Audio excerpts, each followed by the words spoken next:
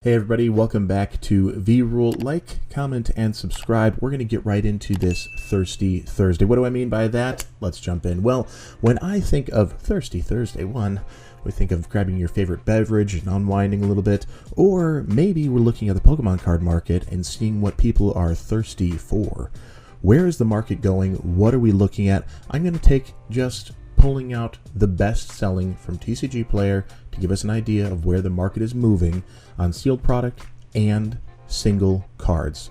All right, there's a lot of ways to collect. I like to invest with sealed, I like to do some openings, and I like to complete the collections of cards that I'm drawn to or want to master a set, whatever it might be. Everybody's a little different, and there's no two ways to do it the same. Make it your own. But let's take a look at this Thirsty Thursday, and I think I pulled 5 products in this sealed. So our top 10 are shown here, and you can go on and just do best selling and see what's going quickly, a little bit faster than usual. Evolving Skies is definitely high on the list. I'm surprised to see the booster box there, but we're going to start with that. The booster box tipping over $700.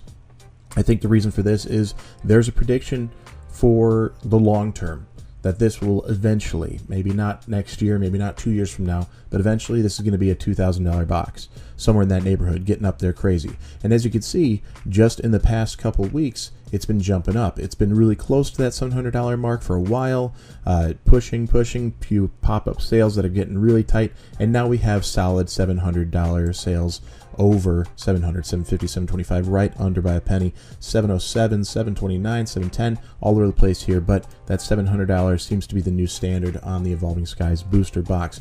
And when Pokemon was developing a set, they knew what they were doing with all those evolutions. I think that's why we're going to be seeing that high-class set coming out in Japan with some of those evolutions again, maybe in a Terraform, and we'll probably see that come stateside, but who knows. Lost Origin booster box, this one was pushing up. I think it was on the alt art craze going on for April and May, kind of topped out in that 225 mark there, and then it slumped down, and now people are seeing that as a good pickup. So this is becoming an easier investment piece to say it's not available on Pokemon Center website anymore. Go ahead and pick up some Lost Origin. I think under $200 you're in a good shape. If you can be getting this thing at 150, 175, go for it all day if you want to invest on a couple of these. I only have 2 of these, and I got them when it first came out, so under $100 each, I think, when it came out. So that's the time to buy booster boxes, and you don't have to go crazy. I would love to have 100 of these. I would love to have 10, 20, 30, 100 of the Evolving Skies, but we can't do that. We can't predict that way. You just got to be smart about it and allocate whatever's necessary and reasonable on an investment piece. So moving over into the Ultra Premium Collection, everybody was getting this for pretty good deals, under $100, $90 for a while. They're floating around. Now it's getting up to that MSRP, and I think people are seeing that and going, let's get it before it goes too bad, too crazy, too hot. The Charizard Ultra Premium Collection gave us a good insight into that it was printed into oblivion. These are cheap, they'll be around forever, and now they're around 130, 140, 150. It even topped out at one point.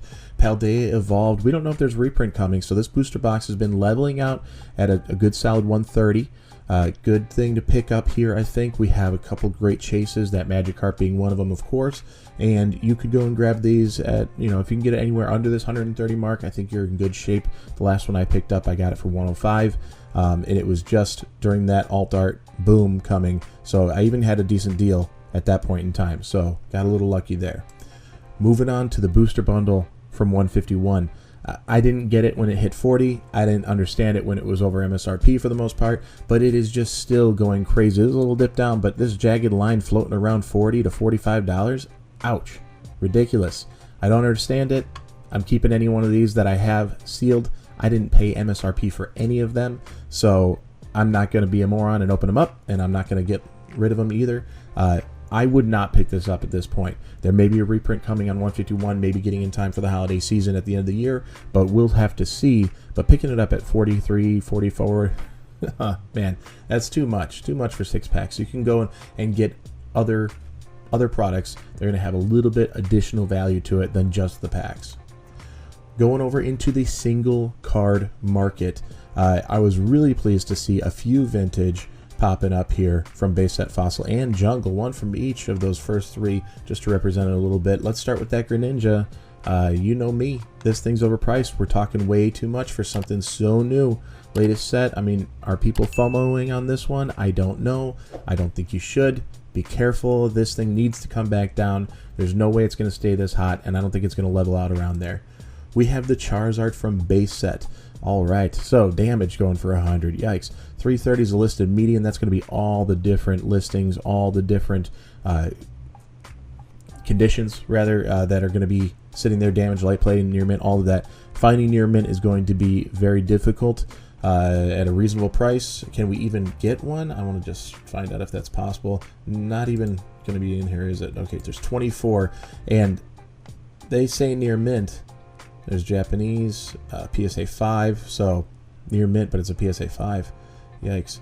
So you definitely got to look at these photos to see what near mint means. Those scratches are going to be so damaging. A scratch off of that is going to be not near mint. Near mint is pack fresh, and this will not be pack fresh for the most part, not at these prices at least. Interesting to see that there's some traction here, and it may just be that the price has been coming down, so people have been looking at picking it up, trying to save a few bucks, $30 or so from the market median there. Let's take a look over here. Charizard EX from 151, Scarlet and Violet 151. Great set, and I think you're going to be in a good spot picking this thing up for anything under that 120 mark if you can. I would stick to near mint being so new. If I were you, I picked mine up for 100, which looking at the past 3 months looks like that was even pretty lucky. So got a good deal on mine, and it's because I couldn't pull it, so I just had to go and buy the single. And I think this one's going to take off. I think this one will take off over time. We're going to see this get up to a $200 card. It's a matter of when, not if, I believe. And with a reprint, it should keep this thing pretty stable, but we'll see where it goes. And Dragonite from the Fossil set here. They have the first edition Mark and Unlimited available. First edition is crazy going up there. But a regular holo isn't horrible in that $65 range. You got to look at condition, of course. Good to see some vintage WotC cards going in the market.